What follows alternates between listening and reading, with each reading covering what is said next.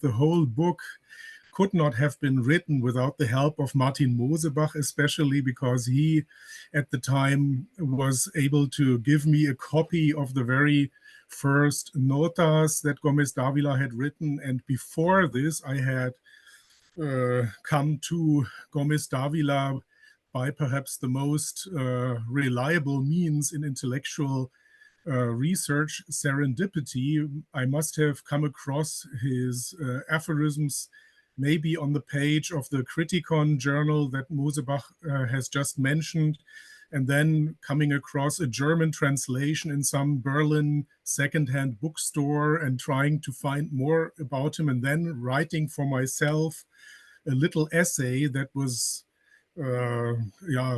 work in progress for a number of years in my student years.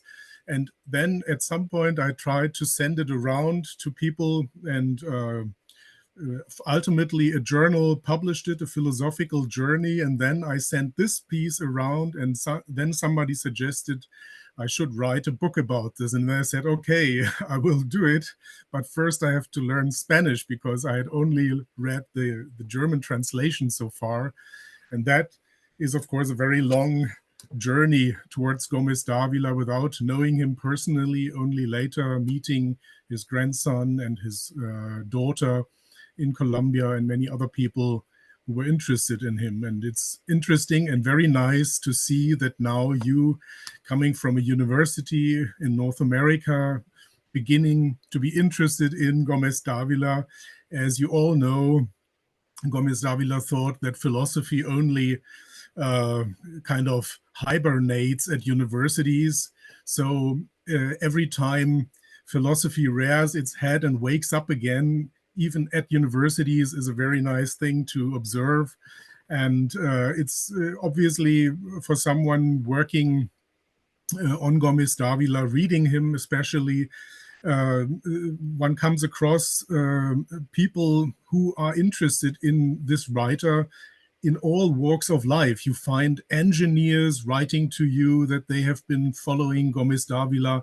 Some people have collected his aphorisms, printed them on postcards and send them to you as a gift, and things like that. So there's even this kind of very subversive snowball effect of Gómez Dávila spreading underneath the official cultural sphere. And so far now, it's amazing to see that this kind of procedure works. People in Hungary are reading Gómez Dávila, and other places where you wouldn't suspect this in the first place.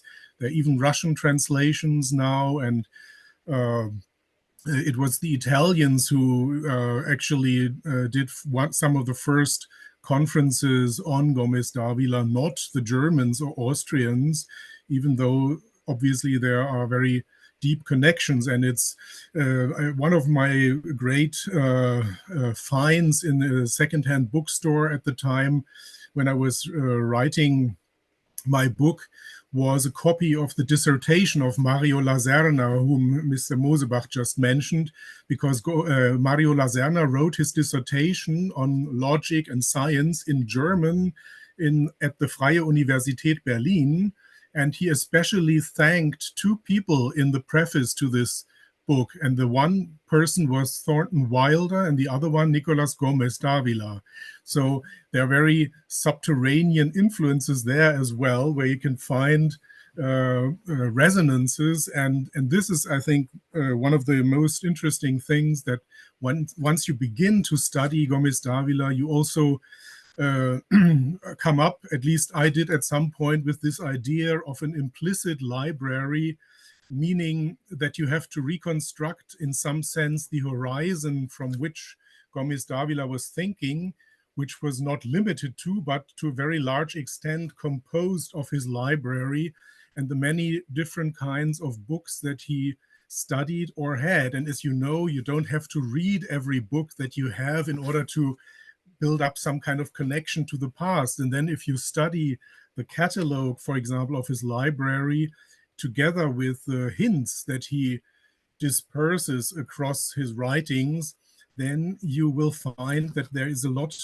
that you will first have to read and try to get to know before you can even reach this kind of level of education with your fingertips that was there. And it's amazing to see. For me, it was very amazing to see how well Gómez Dávila must have read German. For example, when we visited Bogota some years ago, we were shown the things that he left or that were sold to the library there, including some of these notebooks written by Ernesto Volkening, his friend, partly published by now, but only a part of it, where before actually printing Escolios a un texto implícito, Gómez Dávila had given to this friend, who was a native German speaker, all his Escolios, and he, Ernesto Volkening, had written a commentary on almost every single Escolio. And there's also a very long text which Volkening wrote in German for Gómez Dávila on a French 19th century writer. So, and if you read this, you realize that he must have a very high level of German in order to understand this, and he was obviously willing to engage with these things. So that for me, it's reading Gómez Dávila and all the things around it is like a long list of things to do in intellectual terms, because you try to expand your knowledge, and then at some point you also begin to think, well, what do I really know about all this? Because all these friendships that Gómez Dávila had, they are not necessarily well documented so far. And I know, for example, from the Berlin philosopher Reinhard Maurer, who was also one of the first in Germany to get to know Gómez Dávila's writings and write about it. He had written to Gómez Dávila, and Gómez Dávila wrote him a letter which basically said, "Dear Professor Maurer, thank you very much for your letter. Greetings, Gómez Dávila," something like this. So, you know, he was not a great letter writer, obviously. So you won't have a collected letters edition of Gómez Dávila, but you have to go elsewhere for intellectual inspiration.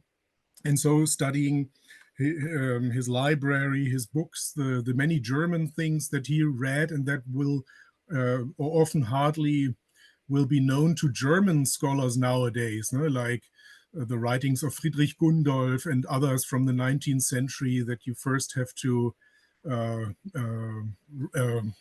restore to a general knowledge. And in many ways, what you also have to learn in a way is that, of course, Gómez Dávila often just gives you his view of things, but the whole argument that is in the background is implicit, obviously. So you have to reconstruct it. When he says, either you have to be a follower of Hegel or of Schopenhauer, tertium non datur, there's no third way, then you have to think about what this actually means and whether you would like to follow this or that line of thinking, and so on. And in many ways, the way that Gómez Dávila approaches things is, of course, inimical to a society that often lives or propagates slogans like follows the science, for example. And Gómez Dávila knew, of course, that science can become a kind of mythology of idiots, as he once said. So you have to find a way of looking at science, as it were, from the outside, from the world of human experience and so on. That and this is just one example of how Gómez Dávila can teach one to step back, as it were, to become disillusioned about many things without falling into the trap of despair. And maybe that's just my brief take on this without going into any further details now. Thank you.